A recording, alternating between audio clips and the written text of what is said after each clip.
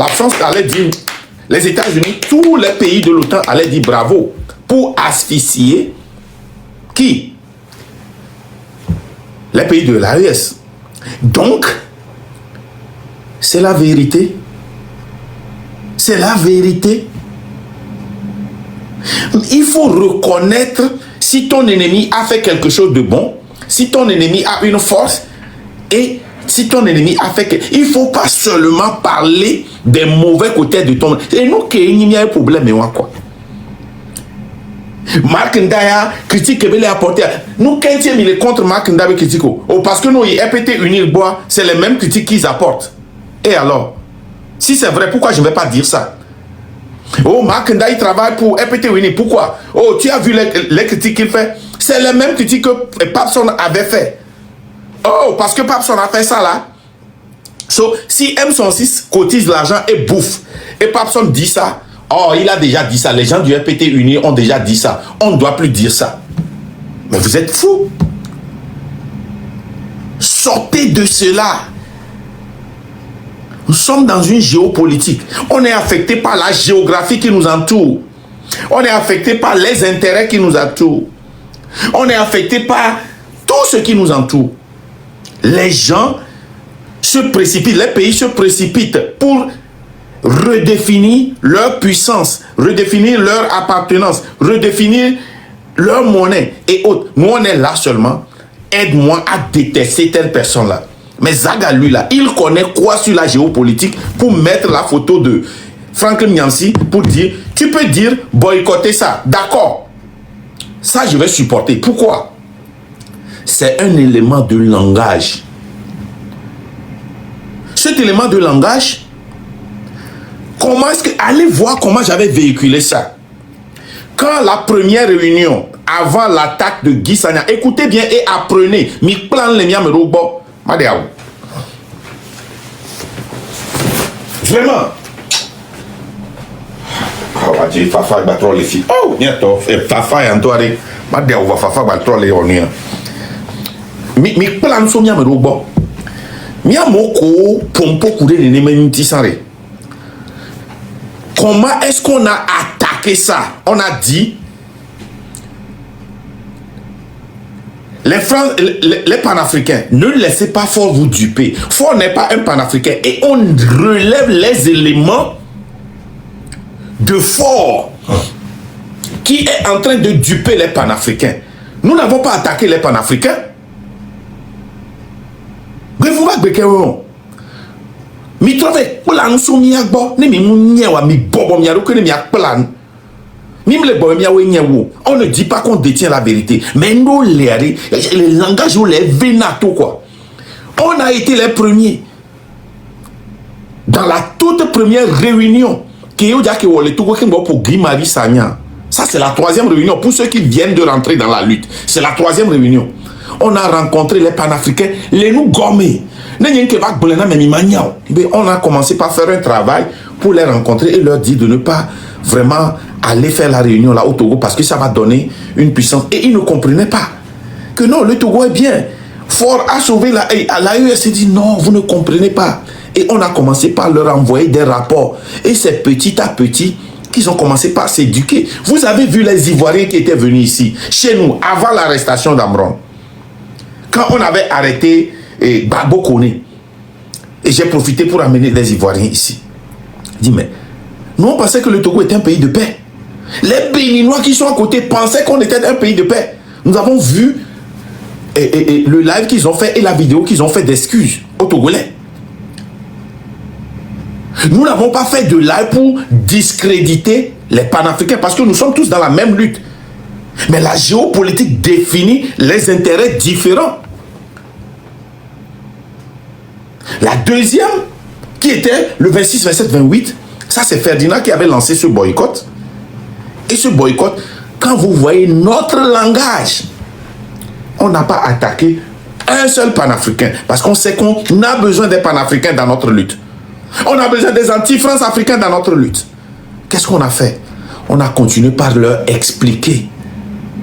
Et on a continué par dénoncer Alain Foka, qui est utilisé par le pouvoir. ou bien qui utilise le pouvoir pour s'enrichir.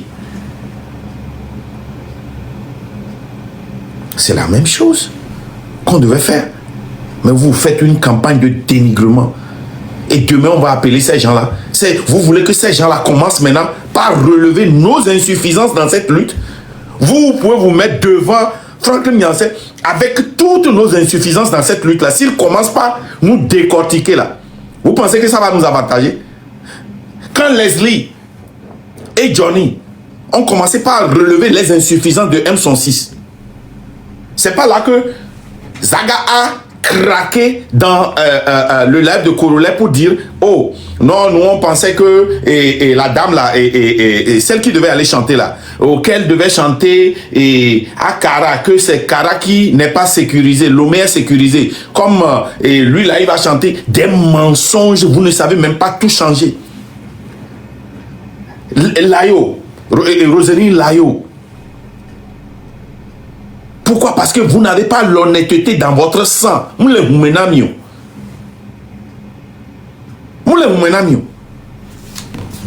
continue. On va écouter ce que le gars là, il faisait pour le Togo. Et qu'il continue pas à faire. Même avant d'annoncer qu'il venait au Togo le 8. Je vous ai joué ce qui a créé la polémique. Tout ce qu'il a dit pendant plus d'1 heure de temps. Ce que Zaga, lui, il a décidé de choisir. Et les autres ont décidé de choisir. C'est il dit qu'il vient à Lomé le 8 décembre. Mais il est panafricain, c'est une réunion des panafricains. Moi, je ne veux pas qu'il fasse la réunion là-bas parce que ça va booster fort. Mais cela ne veut pas dire que le panafricanisme, c'est à attaquer. Vous ne comprenez pas la géopolitique. Dire, on ne peut pas fermer les yeux sur la manipulation constitutionnelle à laquelle nous avons tous assisté. Le transfert par simple écriture constitutionnelle. Le Togo, c'est en fait... Écoutez très bien ce que je vous dis. Pourquoi on ne lutte pas contre un régime dictatorial, mais on lutte contre un système? Ils sont forcés, quand on les interpelle, de revenir sur leur corps de base. On est obligé, il a dit, on ne peut pas, pardon, il dit, on ne peut pas fermer les yeux. Écoutez ça encore. On ne peut pas fermer les yeux. Mais si on veut attaquer la personne, mais Franklin, quelle défense il peut venir nous donner? Même s'il donne les défenses, les gens vont le contre-attaquer. Donnez-moi un pays où le régime dictatorial a été déchu, pas par un coup d'État, hein, par le peuple en attaquant le dirigeant ou bien le régime. Donnez-moi ça.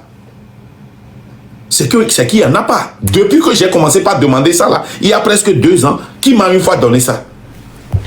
Regardez, je vais encore aller un peu en arrière.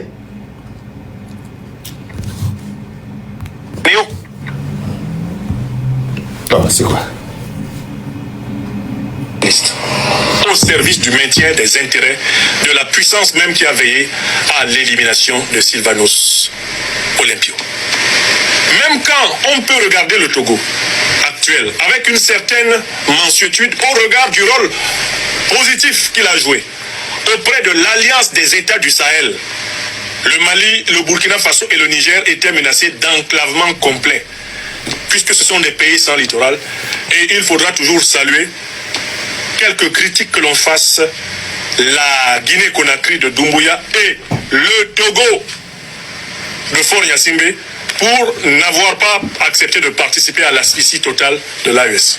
Mais on a beau le dire, on ne peut pas fermer les yeux sur la manipulation constitutionnelle à laquelle nous avons tous assisté. Le transfert par simple écriture constitutionnelle. Le Togo s'est en fait redoté de la constitution de la communauté impériale française. Il réécrit la constitution du Togo de telle façon que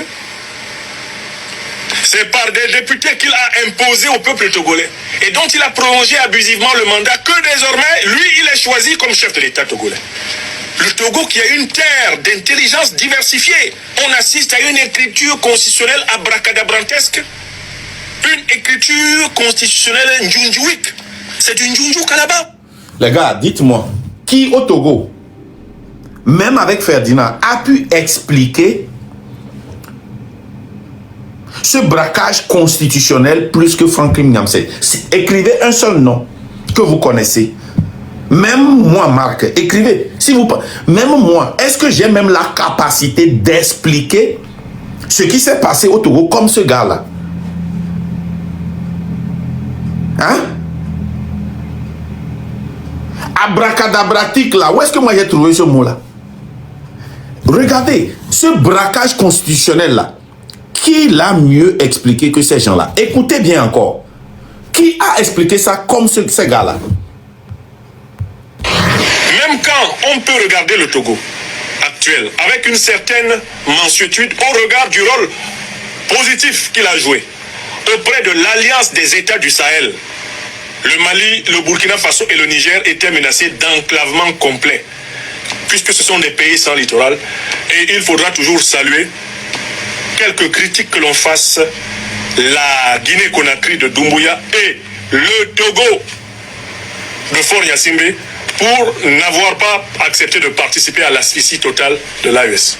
Mais on a beau le dire, on ne peut pas fermer les yeux sur la manipulation constitutionnelle à laquelle nous avons tous assisté. Le transfert par simple écriture constitutionnelle. Le Togo s'est en fait redoté de la constitution de la communauté impériale française. Il réécrit la constitution du Togo de telle façon que c'est par des députés qu'il a imposé au peuple togolais et dont il a prolongé abusivement le mandat que désormais, lui, il est choisi comme chef de l'État togolais. Vous voyez, si j'ai joué une partie de Franklin Nyamse, c'est pour vous dire que ce n'est pas la seule. Hein. C'était presque chaque jour. Quand il parlait des autres pays, il revenait sur le Togo. Et il a porté la voix du Togo très haut.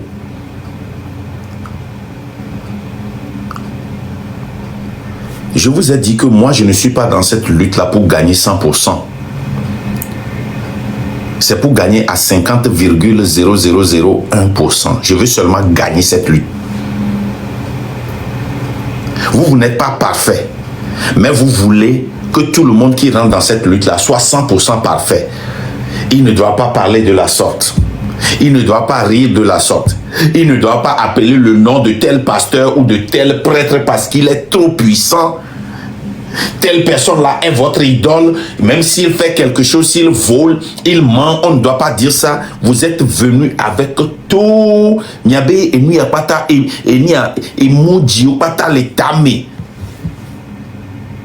C'est pour ça que la lutte est ici.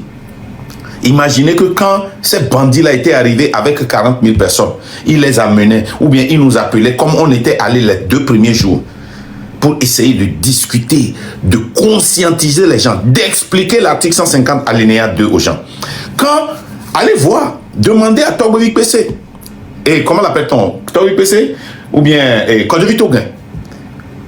Quand il expliquait l'article 150 alinéa 2, je l'appelais, je lui disais comment il faut expliquer ça. Derrière, demandez-le, même Dadianek Blenam. Et nous, on a lutté. Nous avons aidé à détester. Vous êtes là, focus sur une erreur d'une personne. Est-ce que c'est la première fois que les panafricains se réunissent au Togo? Est-ce que c'est la première fois